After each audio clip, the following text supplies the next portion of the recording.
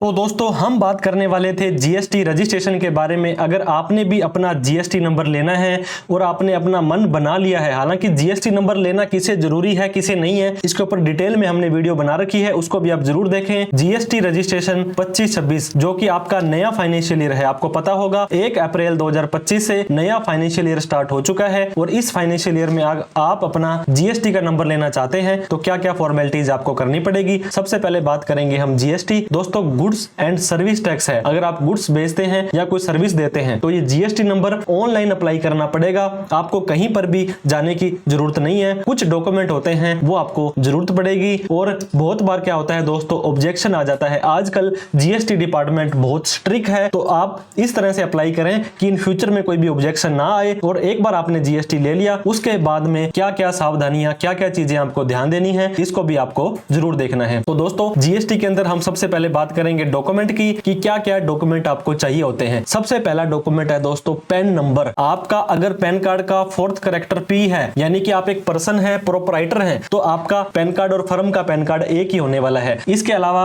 अगर आप एचयूएफ हैं, अगर आप एक प्राइवेट लिमिटेड है, अगर आप एक फर्म है, पार्टनरशिप फर्म है, एलएलपी है, तो दोस्तों उस फर्म का आपको पैन कार्ड लगाना है। आधार कार्ड प्रोपराइटर के केस में प्रोपराइटर का आएगा। अगर कोई और पर्सन है तो उसके जो साइनिंग ऑथराइज पर्सन है, आधार कार्ड में मोबाइल नंबर भी लिंक होना जरूरी है, जो आप आधार की वेबसाइट पर इजीली जाकर के चेक कर सकते हैं। मोबाइल नंबर और ईमेल आईडी ओटीपी के लिए एक पासपोर्ट साइज की प्यारी सी सुंदर सी फोटो भी आपको अपनी लगानी पड़ेगी, जो दोस्तों वहां पे सर्टिफिकेट में प्रिंट होकर आने वाली है। और बिजनेस का एड्रेस का प्रूफ, सबसे इंपॉर्टेंट पार्ट आपका दोस्तों ये रहता है बिजनेस के इंपॉर्टेंट का। अगर आप इसका प्रूफ नहीं देते हो तो आपकी क्वेरी आने के चांसेस बहुत ज्यादा बढ़ जाते हैं। तो बिजनेस के एड्रेस के प्रूफ की आज हम बात करने वाले हैं। अगर आपकी खुद की जगह है दोस्तों जहां पे आपने अपना बिजनेस करना है और वो आपके खुद के नाम से है, तो खुद के नाम से है तो इसका आपको एक प्रूफ देना पड़ेगा। अगर आपके ओनरशिप प्रूफ के डॉक्यूमेंट सफिशिएंट है, किसी तरह का कोई रेंट एग्रीमेंट, कोई भी एनओसी वगैरह नहीं लेनी है। अगर लेटेस्ट बिजली का बिल आपके नाम है, दोस्तों मैं बात करूं राजस्थान की,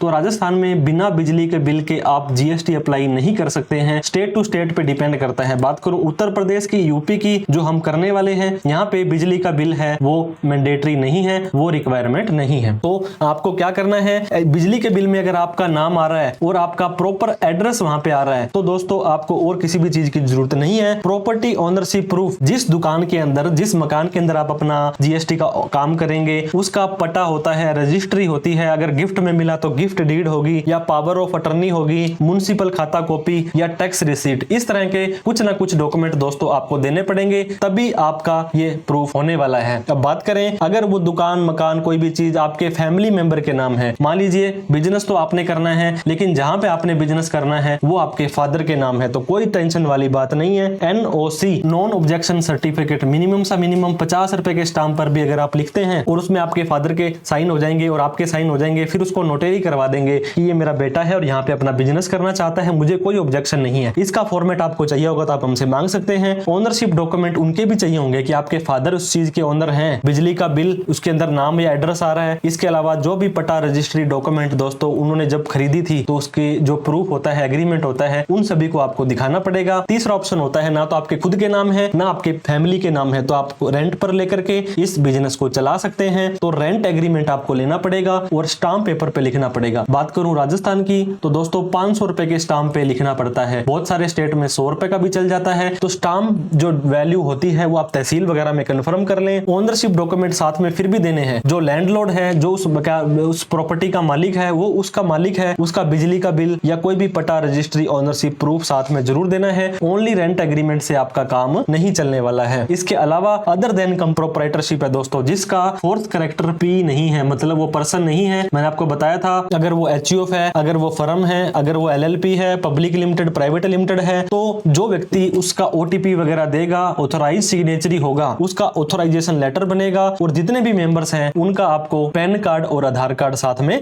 देना पड़ेगा। अब जीएसटी लेना किसे जरूरी है किसे नहीं है, बहुत सारे लोग तो यहीं पर ही कंफ्यूज होते हैं। अगर आपने नया बिजनेस स्टार्ट किया है तो दोस्तों शुरू में जीएसटी नंबर लेने की जरूरत नहीं है। अगर आपने करंट अकाउंट ओपन कराना है तो जीएसटी नंबर लेने की जरूरत नहीं है। तो अगर आपकी सेल्स, अगर आप माल बेच रहे हैं पूरे साल में 40 लाख से ज्यादा है, बहुत सारे स्पेशल स्टेट के अंदर ये 20 लाख है। अगर आपकी सर्विस 20 लाख रुपए है, बहुत सारे स्टेट के अंदर ये 10 लाख रुपए है। और सेल और सर्विस दोनों मिलाकर के भी अगर आपकी 20 लाख है, बहुत सारे स्टेट में 10 लाख है, तभी आप आपको जीएसटी नंबर लेना मैंडेटरी है। इसके ऊपर दोस्तों डिटेल में हमने वीडियो बना रखी है कि किन व्यक्तियों को जीएसटी नंबर लेने की जरूरत है और किन व्यक्तियों को नहीं है। इसको भी एक बार आप डिटेल में देख लें, जिसका कि हमने आई के ऊपर यहाँ पे हमारा जो लिंक है दे दिया है। कितने तरह का जीएसटी होता है दोस्तों, जब भी आप जीएसटी आप अप्लाई करेंगे तो आपको सेलेक्ट करना पड़ता है कि जीएसटी रेगुलर में लेना है या जीएसटी कंपोजिशन में लेना है। ऐसा कोई भी व्यक्ति जिसकी 1.5 करोड़ से कम की सेल है इस साल या पिछले साल, वही कंपोजिशन में जा सकता है, जिसको साल में 4 बार CMP 08 का फॉर्म भरना होता है और साल में 1 बार GSTR 4 की रिटर्न भरनी होती है, एक बार, सिर्फ इतना ही झंझट होता है। अगर आप जाएंगे रेगुलर के अंदर तो दोस्तों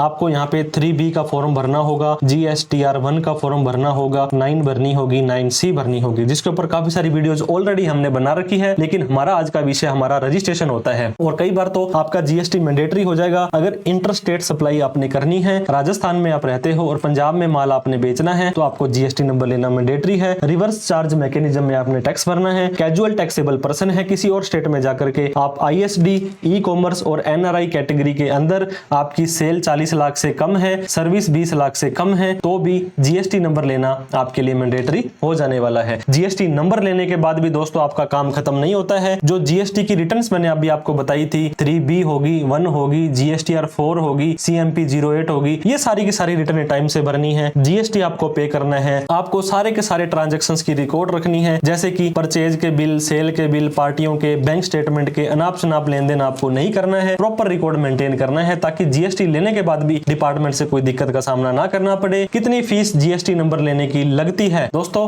फीस लगती है जीएसटी नंबर लेने की 0 रुपए, लेकिन ये गवर्नमेंट की फीस 0 है। ऐसा तो नहीं है कि आपका सारा का सारा काम फ्री में हो जाता है, no government fees on this. लेकिन प्रोफेशनल फीस आपको दोस्तों जिसका काम उसी को साझे, कोई सीए है, कोई एडवोकेट है, कोई टैक्स प्रोफेशनल है, अगर आप उनसे काम करवाएंगे, उनको नॉलेज होती है, तरीका होता है, लेटेस्ट क्या क्या रूल चल रहे हैं, तो आप भी हमसे जीएसटी अप्लाई करवाना चाहते हैं तो आप हमारे दिए गए नंबर पर कॉल, मैसेज, व्हाट्सएप कर सकते हैं। तो आपको भी किसी प्रोफेशनल की हेल्प लेकर ही भरनी है। वैसे आपकी सरकारी कोई भी फीस नहीं होती है। जीएसटी अगर ढंग से आप डॉक्यूमेंट नहीं लगाते हैं तो डिपार्टमेंट वाले ऑब्जेक्शन कर देते हैं कि आपका जीएसटी हम नहीं देंगे, पहले ये कमी पूरी करो। विटनेस, कई बार क्या होता है दोस्तों, रेंट एग्रीमेंट है या एनओसी है, उसमें विटनेस के साइन नहीं होते हैं। लैंडलॉर्ड जो मकान का मालिक है या ओनर है, उसकी केवाईसी नहीं आप देते हो। फिजिकल वेरिफिकेशन में ऑफिसर आए थे, आप उनको नहीं मिलते हो, आप उनको कोऑपरेट नहीं करते हो। डॉक्यूमेंट आपके साइज दोस्तों 1 MB 2 MB के होते हैं, उसमें आपका डाटा सही से नहीं दिख रहा है। कई स्टेट्स में प्रोफेशनल टैक्स लेना होता है, रिलेशन प्रूफ कई बार होता है कंसेंट लेटर में। ये सारे के सारे डॉक्यूमेंट सही से लगाएं, तभी आपका जीएसटी नंबर आने वाला है। तो दोस्तों जीएसटी अप्लाई करने के लिए आपको किसी भी ब्राउजर में आ जाना है। कोशिश करें आप कंप्यूटर से ही या लैपटॉप से इस काम को करें, मोबाइल से ना करें। gst.gov.in की वेबसाइट पर आ जाना है। गवर्नमेंट की इस तरह की वेबसाइट आपके सामने आ जाएगी। राइट साइड में ऊपर रजिस्टर और लॉगिन, अगर आपका यूजर आईडी पासवर्ड बन चुका है तो लॉगिन पर करना है। पहली बार रजिस्टर कर रहे हैं तो सिंपली रजिस्टर पर आपको क्लिक कर देना है। अब यहां पे न्यू रजिस्ट्रेशन आ रहा है और एक टेम्परेरी रेफरेंस नंबर TRN आ रहा है। तो एक बार आप ये स्टेप कर लेंगे, उसके बाद में आपका TRN नंबर जारी हो जाएगा। उसके बाद में जो भी आपको लेन देन करना है दोस्तों, इस TRN से लॉगिन करना है। लेकिन हम फर्स्ट टाइम कर रहे हैं तो न्यू रजिस्ट्रेशन पर हमें क्लिक कर देना है। अब दोस्तों सबसे पहला सवाल आपके पास में आता है, IMA मैं क्या हूं? मैं एक टैक्स पेयर हूं। अगर आपने TDS काटना है जीएसटी के अंदर, अगर आप टैक्स कलेक्टर हो ई कॉमर्स में, अगर आप जीएसटी की प्रैक्टिस, अगर आप एक अकाउंटेंट हो, अगर आप एक सीए हो तो यहां पे आ जाएगा। नॉन रेजिडेंट टैक्सेबल पर्सन यहां आ जाएगा। यूनाइटेड नेशन बॉडी, तो मोस्ट ऑफ द केसेस में दोस्तों 99% आपका टैक्स पेयर ही आने वाला है। इसके बाद में दोस्तों हमें अब अपना स्टेट सेलेक्ट करना है। ये वो स्टेट होने वाला है जहां पर आप बिजनेस करने वाले हैं। दोस्तों आप किसी भी स्टेट में रहने वाले हैं, मैटर नहीं करता है। जिस स्टेट में आपने, हमारे इस केस में राजस्थान का व्यक्ति रहने वाला है, लेकिन उत्तर प्रदेश में यह व्यक्ति बिजनेस करने वाला है, तो उत्तर प्रदेश हमने यहां पे सिलेक्ट कर दिया है। किस जिले के अंदर आप काम करना चाहते हैं, तो दोस्तों मान लीजिए वो जिला हमारा लखनऊ है, तो लखनऊ हमने सेलेक्ट कर लिया है। अब legal name of the business, उस बिजनेस में लीगल नेम क्या है, यहां पे आने वाला है आपका पैन कार्ड में क्या नाम है। अगर आप इंडिविजुअल हो तो आपका नाम, HUF हो तो फर्म का नाम। अब इसके बाद में आपका पैन कार्ड यहां पे आपको डाल देना है। अगर आपका पैन कार्ड नहीं है तो यहां पे आप अप्लाई करें, उसके बिना आप इसको जीएसटी को अप्लाई नहीं कर पाएंगे। अब यहां पे आपको अपनी ईमेल आईडी डालनी है और आपको अपना मोबाइल नंबर डाल देना है, क्योंकि सारे के सारे कम्युनिकेशन है आपको इन्हीं मोबाइल और मेल पर आने वाले हैं। शुरू में दोनों पर एक OTP जाएगा, बाद में सेम OTP दोनों पर ही जाएगा, किसी को भी आप यूज कर सकते हैं। सारा का सारा डेटा डालने के बाद दोस्तों आपको प्रोसीड बटन पर क्लिक कर देना है। अब अगर आपका पहले से कोई भी ऐसा केस होगा कि आपने पहले जीएसटी नंबर अप्लाई कर रखा है या आपको पहले अप्लाई हुआ था, रिजेक्ट हुआ था, सारे के सारे केस आपको यहाँ पे बता देने वाला है। तो हमने सिंपली दोस्तों यहाँ पे प्रोसीड पर क्लिक कर दिया है। अब हमारे मोबाइल पर एक ओटीपी चला जाएगा और ईमेल पर एक ओटीपी चला जाएगा। दोनों ओटीपी अलग अलग एक बार ही सिर्फ आएंगे, बाद में जितने भी ओटीपी आएंगे मोबाइल और ईमेल पर दोनों के दोनों सेम आने वाले हैं। तो हम दोनों ओटीपी यहाँ पर डाल देंगे। तो जैसे ही दोस्तों दोनों के दोनों ओटीपी अलग अलग डालने के बाद आप प्रोसीड बटन पर क्लिक करेंगे, इस तरह का ग्रीन कलर का एक मैसेज आ जाने वाला है, you have successfully submitted part A. और आपका जो रजिस्ट्रेशन था 2 पार्ट में होता है और आपका ये TRN नंबर जारी हो चुका है। अब आपको पार्ट बी की तरफ बढ़ना है, उसको आपको दोस्तों 15 दिन के अंदर अंदर पूरा कर देना है, नहीं तो आपका ये TRN नंबर कैंसिल हो जाने वाला है। अब इस नंबर को आप कॉपी कर सकते हैं, फोटो खींच सकते हैं, मोबाइल पर और ईमेल पर भी ये नंबर आपको आ जाने वाला है। हमने प्रोसीड बटन पर क्लिक कर दिया है। दोस्तों जैसे हम फर्स्ट टाइम रजिस्ट्रेशन करने वाले थे तो यहाँ पे रजिस्ट्रेशन पर क्लिक किया था, लेकिन एक बार ये प्रोसेस कर दिया। अब सारा का सारा हम यहाँ पे टेम्परेरी रजिस्ट्रेशन नंबर TRN के थ्रू ही करने वाले हैं। अब हमें TRN नंबर डालने के बाद, कैप्चा कोड डालने के बाद प्रोसीड बटन पर क्लिक कर देना है। अब हमारे को जो भी ओटीपी जाएंगे दोस्तों वो मोबाइल पर और ईमेल आईडी पर सेम के सेम जाने वाले हैं। दोनों में से कोई भी देख करके आप यहाँ पे डाल सकते हैं। तो हमने ये ओटीपी डाल दिया है। डालने के बाद में प्रोसीड के ऊपर क्लिक कर दिया है। अब दोस्तों हमने 17/4/2025 को ये स्टार्ट की थी। 2 मई से पहले 15 दिन से पहले आपको ये प्रोसेस करनी है। स्टेटस अभी हमारा ड्राफ्ट है। अब हमें एक्शन में जाना है, इस तीर के निशान पे क्लिक करना है। अब हमें ये जो प्रोफाइल हमारी आ रही है, ये प्रोफाइल आ रही है 0%, हमें इसको करना है 100% और आपको 2 मई से पहले कर देना है। जैसे आप नीचे आएंगे दोस्तों तो डिटेल ऑफ योर बिजनेस, आपका लीगल नेम, पैन कार्ड का नाम, पैन कार्ड और आपका पैन कार्ड कब बना था ऑटोमेटिक आ चुका है। ट्रेड नेम, दोस्तों ट्रेड नेम का मतलब है, मान लीजिए आप एक राम आपका नाम है और राम एंड कंपनी मतलब फर्म का नाम जो आप रखना चाहते हैं वो बिजनेस। दोस्तों अगर आपका जो स्टेटस आपके पैन कार्ड का 4th कैरेक्टर P है तो आप प्रोप्राइटरशिप या प्रोप्राइटरशिप के अंदर जाने वाले हैं। इसके बाद में एक और एडिशनल ट्रेड नेम डालना चाहते हैं तो पहला डालने के बाद दूसरा डाल सकते हैं। अब दोस्तों आपका स्टेट आ गया, आपका डिस्ट्रिक्ट आ गया। आप कैजुअल टैक्सेबल पर्सन के तौर पर तो नहीं कर रहे हैं, किसी और स्टेट में जाकर के कुछ टाइम के लिए कर रहे हैं। आप कैजुअल टैक्सेबल हैं तो कंपोजिशन में नहीं जा सकते हैं। कंपोजिशन में जाना है तो इसको यस करें। कंपोजिशन के ऊपर हमने डिटेल में वीडियो बना रखी है, कौन जा सकता है, क्या प्लस पॉइंट है इसका। अब दोस्तों ये रीजन बोलता है कि आप क्यों अपना जीएसटी का नंबर लेना चाहते हैं, तो काफी सारे ऑप्शन आपके पास आएंगे। सेल 40 लाख से ज्यादा, सर्विस 20 लाख से ज्यादा आ गई है, या एक स्टेट से दूसरे स्टेट में माल बेचना है, जो भी आपके ऊपर एप्लीकेबल होता है। मोस्ट ऑफ द केसेस में दोस्तों वॉलंटरी बेसिस आता है कि हम हमारी मर्जी से ले रहे हैं, हमें किसी भी तरह का कोई दबाव यहाँ पे नहीं है। तो दोस्तों वॉलंटरी रजिस्ट्रेशन को सिलेक्ट करने के बाद date of commencement of business आपको यहाँ पे इस तरह का कैलेंडर दिखाई देगा। अब आपको यहाँ पे एक तारीख सेलेक्ट करनी है। आप पिछले 30 दिन तक जा सकते हैं, जाने तो को ज्यादा भी जा सकते हैं ये देखिए, लेकिन मैं आपको रेकमेंड करूंगा पिछले 30 दिन से ज्यादा ना जाए, या तो आज की तारीख ले लें या पिछले 30 दिन तक कोई भी डेट आप ले सकते हैं। 1 अप्रैल को हमने अपना बिजनेस स्टार्ट किया था, वो हमने यहाँ पे डाल दिया है। अब हम सेव एंड कंटिन्यू के ऊपर क्लिक कर देने वाले हैं। तो आप देख सकते हैं हमारी प्रोफाइल 11% कंप्लीट हो चुकी है। ऐसे करते करते ही हमें 100% हमारी प्रोफाइल कंप्लीट करनी है। बिजनेस की डिटेल टिक लग गया है। इसके बाद में प्रमोटर सिग्नेचरी जो है हमारी authorise signatory, authorise representative, business का प्लेस, एडिशनल प्लेस, क्या सर्विस देना चाहते हैं, state specific information, Aadhaar authentication और वेरिफिकेशन। तो हम अब सेकंड ऑप्शन पर आ गए हैं। यहाँ पे दोस्तों डिटेल ऑफ प्रोप्राइटर के अंदर आपके पैन कार्ड के अकॉर्डिंग आपका नाम आ चुका है, आपके फादर का नाम यहाँ पे डालना है, आपकी डेट ऑफ बर्थ डालनी है, आपको मोबाइल नंबर डालना है, आपको ईमेल आईडी डालनी है, आपको अपना जेंडर डाल देना है। नीचे आने के बाद आपको यहाँ पे अपना डेजिग्नेशन, मान लीजिए आप इस फर्म के प्रोप्राइटर हैं दोस्तों, तो PROPRIETOR प्रोप्राइटर यहाँ पे डाल देंगे। आप इंडिया के सिटीजन हैं, आपका पैन नंबर आ चुका है, पासपोर्ट डालने की जरूरत नहीं है, आधार नंबर डालने की जरूरत आपको नहीं है। नीचे आने के बाद दोस्तों आपको रेजिडेंशियल स्टेटस डालना है, जहां आपके आधार कार्ड का एड्रेस है वो डालना है, न कि आपको अपने बिजनेस का एड्रेस डालना है। कुछ आपको यहाँ पे उस सेलेक्ट करना है, मान लीजिए दोस्तों आपका पिन कोड है, उसके हिसाब से आपको यहाँ पे सेलेक्ट कर लेना है। अगर आप ड्रैग नहीं कर पा रहे हैं तो सिंपली दोस्तों आप क्या कर सकते हैं, यहाँ पे अपना पिन कोड नंबर डाल सकते हैं। तो जैसे ही आप पिन कोड नंबर डालेंगे उसको आपको सेलेक्ट करना है। अब आपका ये देखिए दोस्तों आसपास में मिलता जुलता एड्रेस आ जाएगा।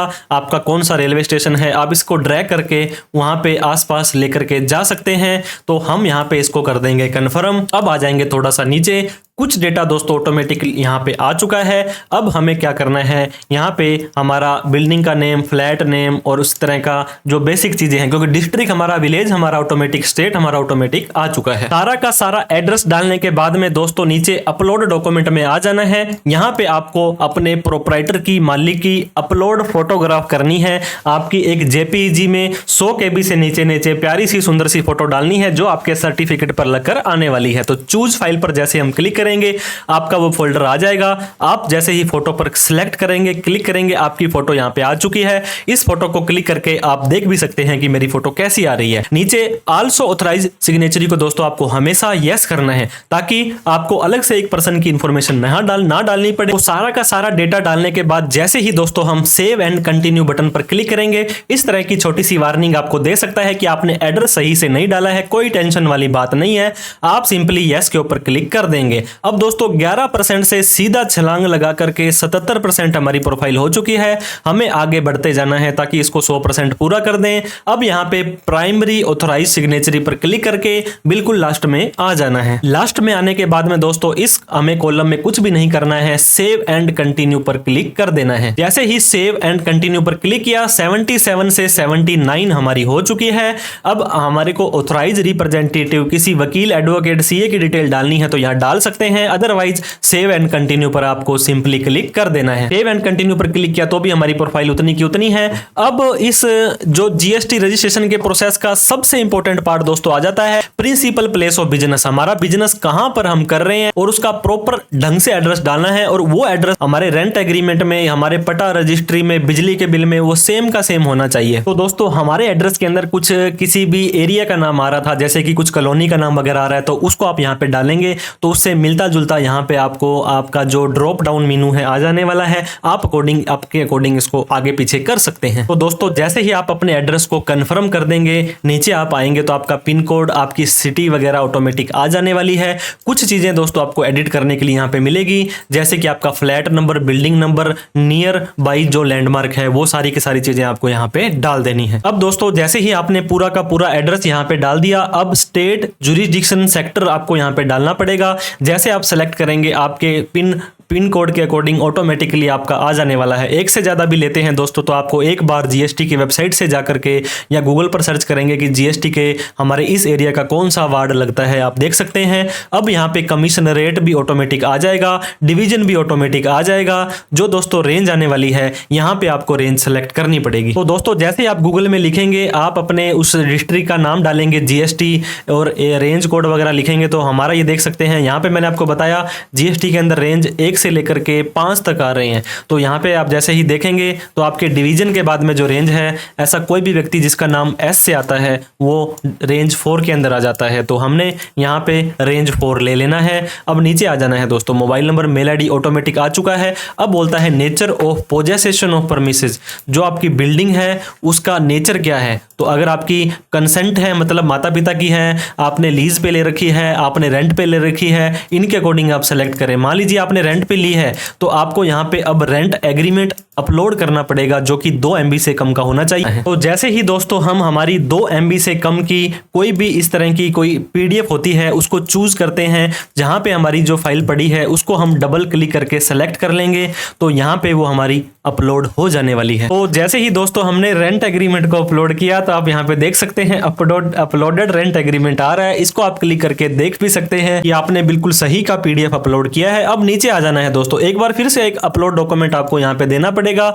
जिस व्यक्ति का आपने रेंट एग्रीमेंट लिया है तो उसका ओनरशिप प्रूफ क्या है, वो उस प्रॉपर्टी का मालिक है। मान लीजिए इलेक्ट्रिसिटी बिल आपने लिया है तो यहाँ पे चूज करने के बाद में दोस्तों इलेक्ट्रिसिटी बिल ये देख सकते हैं 100% जब ग्रीन कलर में आ जाएगा तो आपका अपलोड हो चुका है। अब आता है नेचर ऑफ बिजनेस एक्टिविटी, आप क्या करना चाहते हैं इस जीएसटी नंबर के अंदर। यहाँ पे काफी सारे ऑप्शन आपके पास आएंगे, रिटेल बिजनेस है, होलसेल का है, वेयर हाउस का है, सप्लायर ऑफ सर्विस है, हमारे इस केस में हम एजुकेशन का काम करने वाले हैं तो सप्लायर ऑफ सर्विस है। बाद में और ज्यादा एक्टिविटी आप ऐड कर सकते हैं। सेव एंड कंटिन्यू पर हमने क्लिक कर देना है। दोस्तों 96% हमारी प्रोफाइल कंप्लीट हो चुकी है। एडिशनल प्लेस ऑफ बिजनेस में कुछ भी नहीं लिखना है, कंटिन्यू कर देना है। इसके बाद में अब आता है गुड्स और सर्विस।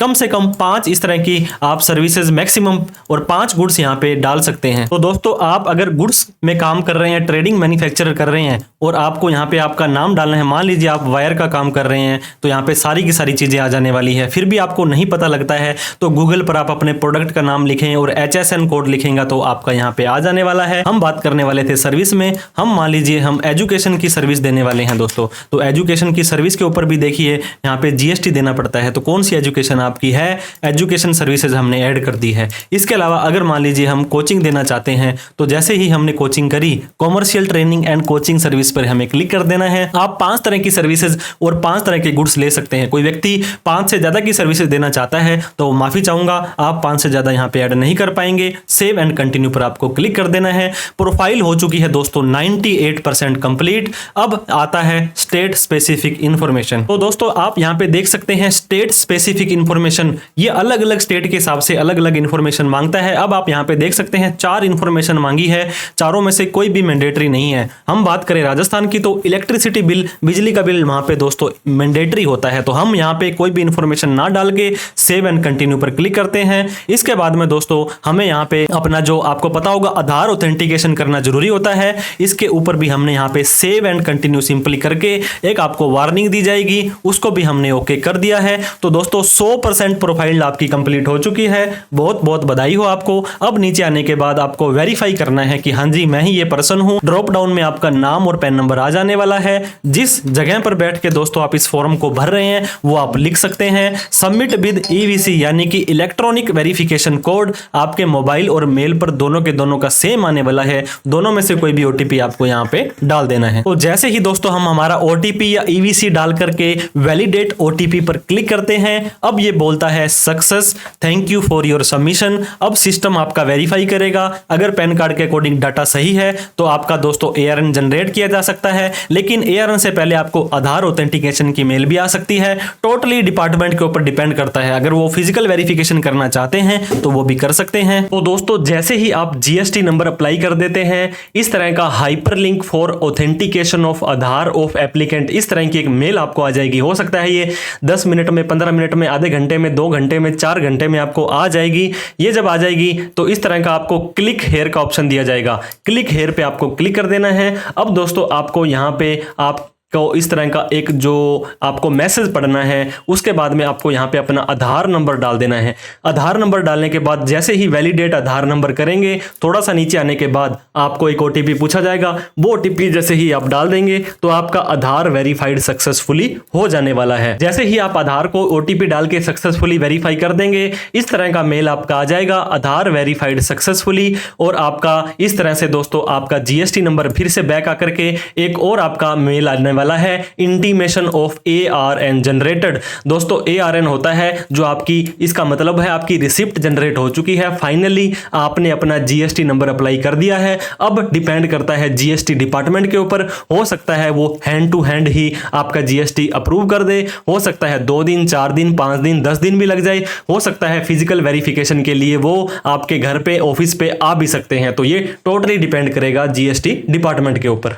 अब आपको वेलकम टू GST फैमिली इस तरह का एक मेल आ जाने वाला है। इसको जैसे आप क्लिक करेंगे तो आपका वेलकम कर रहे हैं। ये बोल रहे हैं 1.23 करोड़ रजिस्टर हैं। काफी टाइम से हम दोस्तों इतने देख रहे हैं, ये डाटा अपडेट क्यों नहीं हो रहा है। अब यहाँ पे लिखा आ रहा है यूर लॉगिन क्रेडेंशियल आज एड अंडर। अब आपका GST नंबर आ चुका है 08 या जो भी आपके स्टेट का कोड होता है 10 डिजिट वो, और उसके लास्ट में 3 डिजिट और दे दिए हैं। अब आपको क्या करना है, gst.gov.in की वेबसाइट पर आ जाना है। जैसे ही आप यहां पर आएंगे आपको फर्स्ट टाइम लॉगिन करना हम सिखाने वाले हैं। तो अगर आप भी अपना फर्स्ट टाइम GST के अंदर यूजर आईडी और पासवर्ड बनाना चाहते हैं या रजिस्ट्रेशन करना चाहते हैं तो आपको रजिस्टर पर नहीं जाना है, आपको लॉगिन के ऊपर क्लिक कर देना है। जैसे आप लॉगिन पर क्लिक करेंगे अब आपसे अपना यूजर नेम और पासवर्ड पूछा जाएगा। तो यूजर नेम और पासवर्ड अभी तक आपका नया नहीं बना है तो आपको यहां पर नहीं डालना है। आप नीचे आएंगे, ये देख सकते हैं फर्स्ट टाइम लॉगिन लिख रखा है। If you are logging in the first time click here to log इन।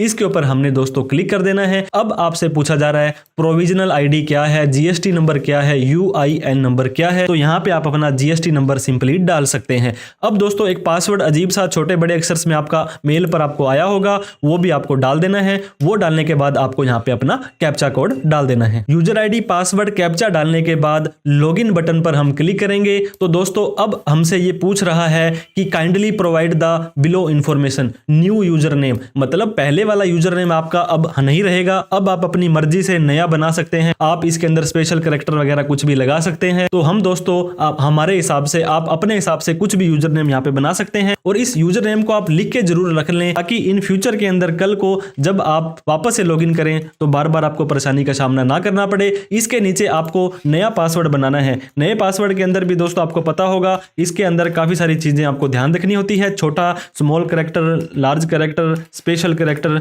उन सभी को ध्यान देंगे। देने के बाद में सबमिट बटन पर आपको सिंपली क्लिक कर देना है। जैसे आप क्लिक करेंगे अब आपको ये बोलता है user name and password have been successfully created, kindly login using these credential. ये बोलता है कि अगर आपने अपना लॉगिन आईडी बना लिया है तो अब आपने जो नया लॉगिन आईडी और पासवर्ड बनाया है उसकी सहायता से आपको अब यहाँ पे लॉगिन करना है। तो अब हम यहाँ पे अपना नया जो यूजर ने बनाया था वो डाल देते हैं और उसके बाद में नया पासवर्ड डाल के कैप्चा कोड डालने के बाद में लॉगिन पर क्लिक कर देंगे। लॉगिन बटन के ऊपर आप क्लिक करेंगे दोस्तों, इस तरह का पोर्टल आपका खुल जाने वाला है। अब आपसे सवालों की बौछार होने वाली है। If you are supplying GTA, goods transport agency होती है, तो आपको फॉरवर्ड चार्ज में जाना है या रिवर्स चार्ज में जाना है, यस या नो आपसे दोस्तों ये पूछेगा। इसके कहने का मतलब है दोस्तों आप फॉरवर्ड चार्ज में पे करना चाहते हैं तो यस करें और रिवर्स चार्ज में पे करना चाहते हैं तो नो करें। वैसे तो ये 99% लोगों के लिए एप्लीकेबल ही नहीं होने वाला है। अगर आप गुड्स ट्रांसपोर्ट एजेंसी का काम करते हैं तब आपको रिवर्स चार्ज में करवाना है तो यस करना है, अदरवाइज सिंपली आप नो कर देंगे। अब एक और सवाल आपके सामने आ गया है, ये बोलता है कोर बिजनेस सिलेक्शन, आपका मेन काम क्या है। दोस्तों आप मैन्युफैक्चरिंग करते हैं, उसके बाद में हो सकता है आप अपनी ट्रेडिंग भी करते हो, क्योंकि जो माल बनाएंगे उसको बेचना भी तो पड़ेगा। इसके अलावा तीसरा है सर्विस प्रोवाइडर एंड अदर्स। तो आप तीनों में से एक को ही सिलेक्ट कर सकते हैं, एक से ज्यादा को सिलेक्ट करेंगे तो वो वाला हट जाएगा। हम मान लीजिए कि सर्विस प्रोवाइडर हैं, किसी तरह की सर्विस दे रहे हैं, तो उसको हमने यहाँ पे सिलेक्ट कर लिया है। You can select only one core activity. अब कहते हैं कि in case all activity are applicable है, जो आपका फिर भी आपकी जो मेन है वही आपको सिलेक्ट करनी है। तो इस तरह से हमने सबमिट बटन पर क्लिक किया। अब एक और सवाल या वार्निंग हमारे पास आ गई है। ये कहते हैं रूल 10A है एक, वो कहता है आपको अपना बैंक अकाउंट ऐड करना है 45 दिन के अंदर अंदर। नहीं करते हो 45 दिन के अंदर अंदर तो हम आपका ये डाटा सारा फ्रीज कर देंगे। आप यहां पर किसी भी तरह का कोई लेन देन, लॉगिन, रिटर्न नहीं भर पाएंगे। लॉगिन तो हो जाएगी, उसके बाद में इस तरह की वार्निंग आ जाएगी। अब ये वार्निंग आपको आई है, कुछ भी बैक करने नहीं दे रही है, तो एक बार आपको फाइल अमेंडमेंट पर भी क्लिक कर देना है ताकि आप अपना पोर्टल पर वापस से आ जाए। अब आपको वो दिखाने लग गया है। अब फिर से हम डैशबोर्ड पर आ जाते हैं। तो जैसे ही डैशबोर्ड पर आए तो दोस्तों इस तरह का हमारा ये जो जीएसटी का पोर्टल डैशबोर्ड आ गया है। जीएसटी की returns, e way bill, e invoice, accounting, बहुत सारी डिटेल आपको इस वीडियो पे हमारे चैनल पर मिलती रहेगी। इस तरह से दोस्तों आप अपने जीएसटी का पोर्टल फर्स्ट टाइम लॉगिन कर सकते हैं। तो फिर से डैशबोर्ड के ऊपर आ जाना है। जैसे आप डैशबोर्ड पर आएंगे इस तरह का पोर्टल आपका दिखाई देने वाला है। अब यहाँ पे राइट साइड में ऊपर आपका नाम दिखाई देगा। इसके बाद आपको माई प्रोफाइल पर क्लिक कर देना है। जैसे आप माई प्रोफाइल पर क्लिक करेंगे क्विक लिंक्स आपको यहाँ पे दिखाई दे रहे हैं। क्विक लिंक्स के अंदर आप देख सकते हैं 1 2 3 4 5 6 7 नंबर माई रजिस्ट्रेशन सर्टिफिकेट आपको दिखाई दे रहा है, मतलब माई आरसी, मेरी आरसी मतलब रजिस्ट्रेशन सर्टिफिकेट पर आपको सिंपली क्लिक कर देना है। तो दोस्तों अब आपको ये फोल्डर पूछेगा कि कहां आप इसको सेव करना चाहते हैं। सिंपली आप सेव पर क्लिक करेंगे, फिर इसके ऊपर आपको क्लिक कर देना है। तो कांग्रेचुलेशन दोस्तों, इस तरह से आपका government of India GST REG 06C rule 10(1) और रजिस्ट्रेशन सर्टिफिकेट आपका आ चुका है। आपका नाम, आपकी फर्म का नाम, आप पार्टनरशिप, HUF, LLP, प्रोप्राइटरशिप क्या है, आपका एड्रेस क्या है। इसके अलावा नीचे आपकी कब से आपका जीएसटी नंबर, दोस्तों आज 15 जनवरी है, 15 जनवरी से ही इन्होंने वैलिडिटी स्टार्ट की है। तो मतलब अब आपको जनवरी की रिटर्न फरवरी में भरनी है या जनवरी, फरवरी, मार्च की आपको आगे भरनी है। तो इस तरह से आपका नीचे ऑफिसर का नाम आ गया, किस ऑफिसर ने इसको अप्रूव किया है। अब नीचे दूसरे पेज पर दोस्तों आपका खुद का नाम और आपकी फर्म का नाम आ चुका है। तीसरे पेज पे उस फर्म के मालिक का, उसका नाम, उसकी फर्म का नाम और प्रोप्राइटर या पार्टनर जो भी है उस तरह तरह का नाम आ चुका है। तो इस तरह से आप अपने जीएसटी का सर्टिफिकेट डाउनलोड कर सकते हैं। ये वीडियो अच्छी लगी हो तो दोस्तों प्लीज हमें लाइक करके हमारा हौसला बढ़ा दें। अभी तक हमें सब्सक्राइब नहीं किया है, क्योंकि आपने जीएसटी नंबर ले लिया है तो आगे आपको जीएसटी की रिटर्न्स भी भरनी है, अपडेट भी रहना है, तो इसके ऊपर भी डिटेल में वीडियो हमारी आती रहती है। उम्मीद करता हूं दोस्तों आप इस स्टेप के सहायता से आप अपना जीएसटी नंबर अप्लाई करना, उसका सर्टिफिकेट डाउनलोड करना और इसका यूजर आईडी पासवर्ड बनाना सीख गए होंगे। फिर भी कोई डाउट क्वेरी क्वेश्चन होता है तो बेझिझक आप हमें कमेंट कर दें, हम उसका रिप्लाई करने की कोशिश करेंगे। वीडियो को दोस्तों लाइक करके हमारा हौसला जरूर बढ़ा दें, और अभी तक हमें सब्सक्राइब नहीं किया है तो आगे भी आपको जीएसटी की रिटर्न्स भरनी पड़ेगी और भी बहुत सारा काम आपको करना है। इस वीडियो को उन सभी लोगों में शेयर करें जिन्होंने जीएसटी का नंबर लेना है। कोई डाउट क्वेरी क्वेश्चन हो तो कमेंट करके हमसे पूछें। Thank you so much for watching this video. जय हिंद, जय भारत।